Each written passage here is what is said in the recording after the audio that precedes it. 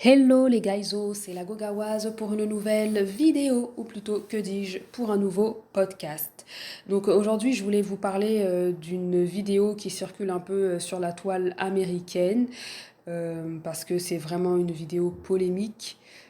C'est un homme afro-américain qui explique pourquoi en fait il ne veut pas. C'est pas qu'il n'explique pourquoi il veut pas d'enfants, mais il explique pourquoi il ne veut pas s'occuper de ses enfants, des 7 enfants qu'il a avec 7 mères différentes. Je vous laisse écouter un extrait. I got 7 kids and 7 baby mamas. Now, for the past few days, I've been going live telling my story, speaking my truth. And a lot of women having an issue calling me a deadbeat because I tell them I was being irresponsible, yet not wearing protection. But I always tell these women that I got pregnant that I do not want to be a father to these children. And I offer to pay for the abortion. Majority of times, they'll either take the abortion or they'll take a plan B. But only these 7 have kept these children. But the crazy thing about it is they want me to be responsible for some children I told them I did not want. So for some years now, some of them been trying to get in contact with me, access denied. Because I don't really know why you trying to get in contact with me. I done told you I did not want them kids.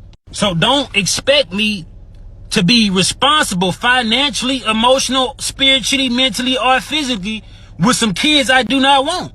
And I don't give a what nobody think about it. You're not going to force children up on me. Yeah, we both made the decision to lay down and have intercourse. We both was irresponsible about the decisions we made that night. Yeah, I could have pulled out, but I didn't. And I ain't care to pull out because I'm not the one that gonna have to carry a baby for 9 months. It's the woman. In my opinion, women should be more careful on who they sleep with. Because you're gonna be like one of my baby mamas trying to find me so I can financially support a kid I done told her or them I did not want. Another thing is, these just jump offs. These the type of women that I ain't even had to do nothing for. The bare minimum, but they gave me access to their body and they think I want to be a father to a child for one of them? Like, I don't even have no type of love for these women. How do they expect me to love these children? Before y'all say, oh, he irresponsible, he a deadbeat, he don't take accountability. Yeah, I do.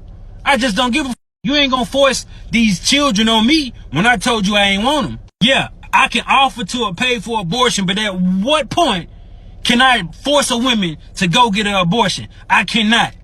A woman say, my body, my choice, but I say, it's my life, my choice. Before y'all try to stitch this and be like, black man this, black man that, I don't give a f. I really don't. Alors là, je vais vous faire un petit résumé de la vidéo pour tous ceux qui ne comprennent pas ou qui n'ont pas bien compris parce que c'est en anglais. Alors, comme vous avez pu le constater, c'est un homme afro-américain, comme par hasard. Il fallait que ce soit un homme noir qui nous explique pourquoi est-ce qu'il ne prend pas soin des 7 enfants qu'il a avec 7 femmes différentes. Alors, pour poser un peu le contexte, il a eu des relations sexuelles non protégées, il l'affirme, avec plusieurs femmes qui ont conduit à des bébés surprises. Donc après coup, il a proposé donc à ces femmes, aux ex qu'il a eu, de payer pour l'avortement. Sauf que la plupart, elles ont accepté, mais il y en a 7 qui n'ont pas accepté. Ce qui fait donc qu'il a 7 enfants de 7 mères différentes. Et il nous explique pourquoi il refuse de les prendre en charge. Alors ses ex l'appellent un deadbeat, là, c'est un mauvais payeur, là, c'est quelqu'un qui paye pas ses dettes, qui veut pas payer. Mais lui, il n'en a absolument rien à faire. Il l'a dit bien qu'il ne voulait pas d'avoir d'enfants, il ne voulait pas ses enfants, il était prêt à payer pour l'avortement. Bon, effectivement, il n'a pas pris ses précautions, hein, parce que sinon ce serait pas drôle.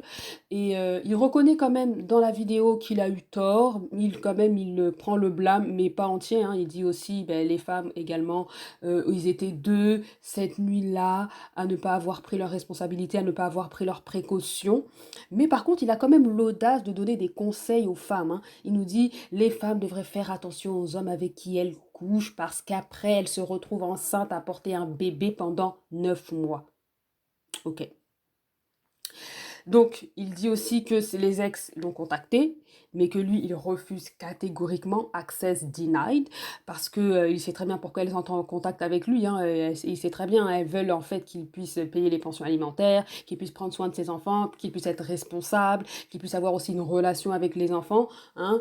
parce que la présence aussi d'un père, c'est très important, mais lui, il dit qu'il n'est absolument pas disponible, que ce soit émotionnellement, financièrement, spirituellement, pour prendre soin d'un enfant.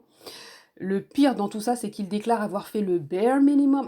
Non, il dit qu'il a fait moins que le bare minimum pour avoir ses ex et qu'il a eu accès à leur corps quasi gratuitement parce qu'il n'a quasiment rien fait pour les avoir, mais qu'elles, elles se sont données comme cadeau, là, elles se sont données gratuits quasiment. Et ben, il affirme par la suite que de toute façon, comment ces femmes-là peuvent-ils espérer qu'il aime les enfants qu'il a eus avec, tandis que lui-même, il ne les aime pas elles. Donc c'est assez compliqué pour lui de comprendre comment il va aimer les enfants, en plus de ça, alors qu'il n'aime pas du tout les mères avec qui il a eu ses enfants. Voilà. Donc c'est un petit peu ça pour le résumé. Donc je vais vous donner mon opinion par rapport à ce que vous venez de voir, par rapport à ce que vous venez d'entendre. Alors encore une fois, c'est une histoire ghetto concernant les communautés afro.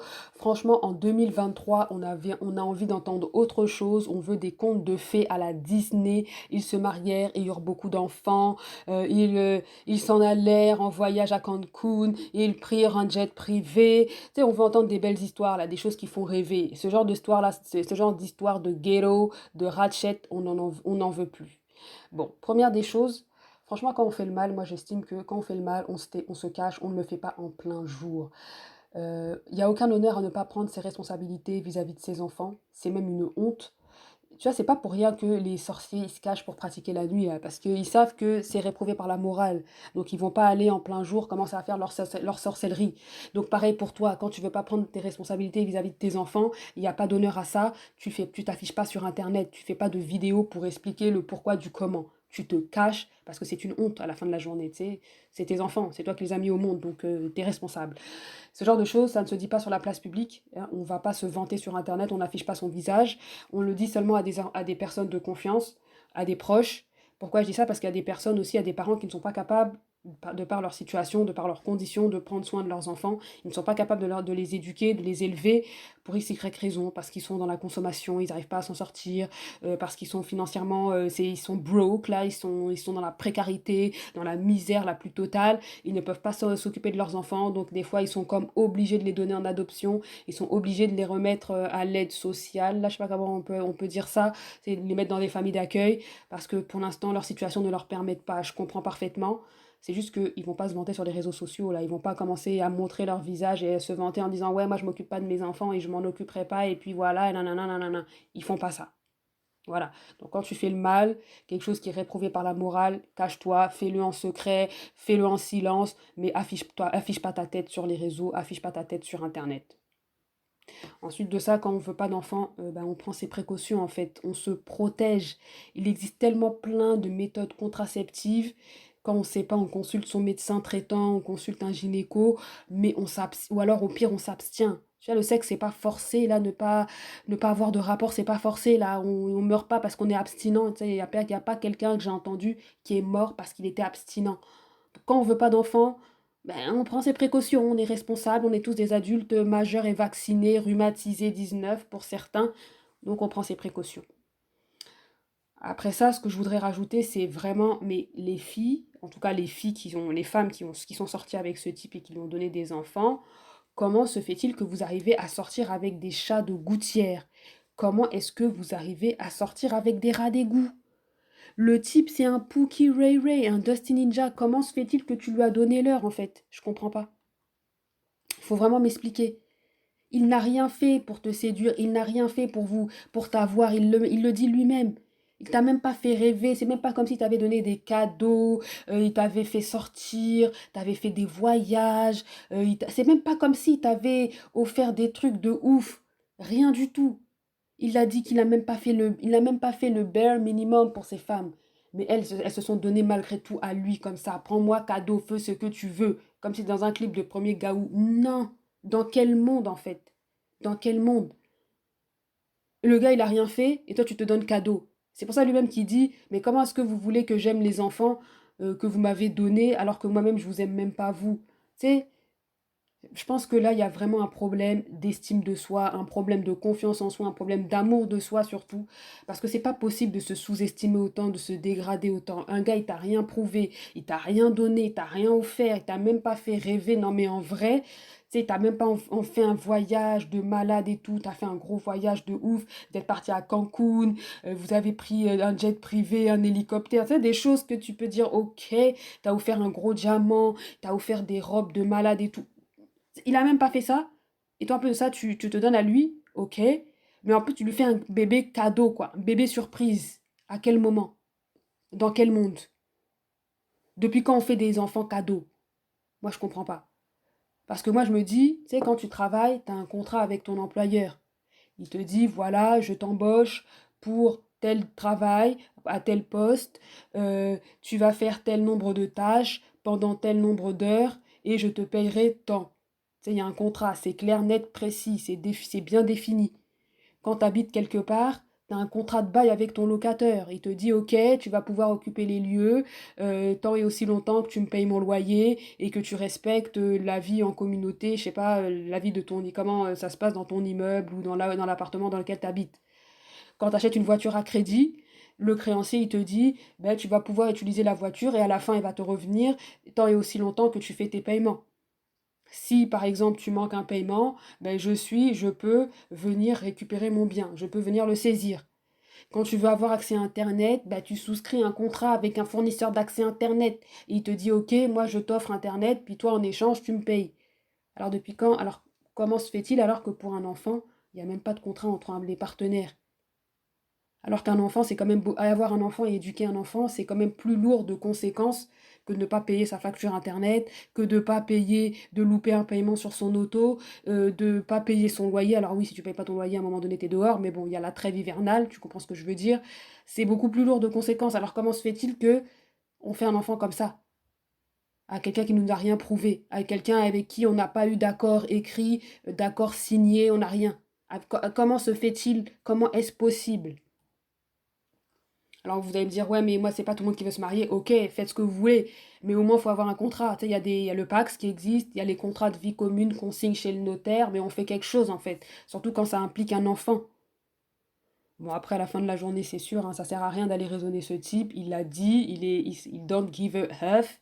Il don't give a F, il s'en fout, il en a rien à faire. C'est un gars qui est perdu, il est conscient de sa perdition parce que, en plus de ça, d'aller comme ça sur les réseaux, de montrer sa tête et de se vanter qu'on ne prend pas ses responsabilités vis-à-vis de ses enfants, c'est la honte totale, la honte internationale. Donc, bon, ce type-là, c'est un perdu, hein, on ne pourra pas sauver tout le monde. Celui-ci, là, lui, c'est sûr, il ne sera pas sauvé, ok? Il ne sera pas sauvé. Si Jésus lui-même ne l'a pas sauvé, c'est pas nous qui allons le faire. Mais franchement, moi, ce podcast-là, je le fais vraiment pour les jeunes filles noires, les jeunes filles afro, pour ne pas en fait qu'elles gâchent leur jeunesse avec des types pareils. Franchement, je comprends même pas comment, à quel moment tu vas faire un enfant avec un type pareil en fait. Que ça soit un sex friend, bon, ok, à la limite, même si c'est pas du tout dans mon éducation ni dans mes valeurs. À la fin de la journée, je suis chrétienne. Mais faire un enfant, rajouter un enfant dessus, je peux pas comprendre. J'arrive pas encore à saisir. Tu sais, j'essaie de comprendre la première qui a fait un enfant avec le type, la toute première. Je peux comprendre, je peux l'excuser, je peux lui donner le bénéfice du doute, des circonstances atténuantes, parce qu'à la fin de la journée, le type, il était, tu sais, il avait pas d'enfant. Il avait un casier infantile, entre guillemets, vierge, un casier parental vierge, il n'avait pas d'enfant.